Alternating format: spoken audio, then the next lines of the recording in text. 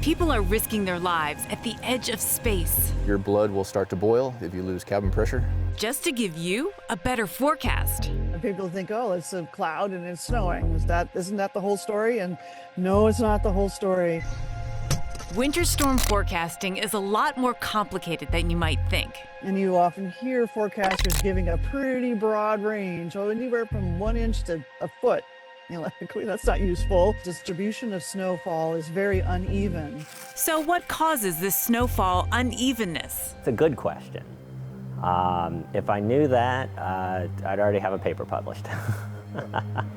But that's what we're trying to figure out is what causes these snow bands.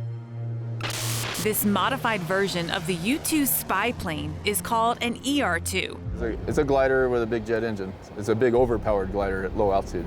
It's a still classified key player in NASA's IMPACTS mission to better predict snowfall amounts. We can fly up to 70,000 feet. We can't tell you how much higher above that we go. We utilize the ER-2 quite a bit for NASA because it's essentially a satellite simulator because it flies so high. So high, this full-on spacesuit is a must. But unlike a satellite, the ER-2 can follow fast-moving, ever-changing winter storms. And it's jam-packed with tools for the job. Inside this pod here is NASA's Cloud Physics LiDAR. Compact scanning sub-millimeter imaging radiometer. So this is our W-band radar. The ER-2 flies in tandem with a lower-flying P-3 aircraft through winter storms, gathering real-time data from above and inside the storm.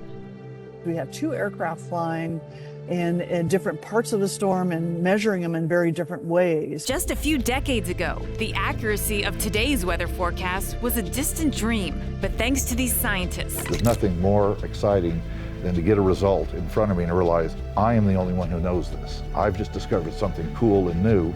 And a few brave pilots. Yeah, landings are one of our, that's where you earn your pay.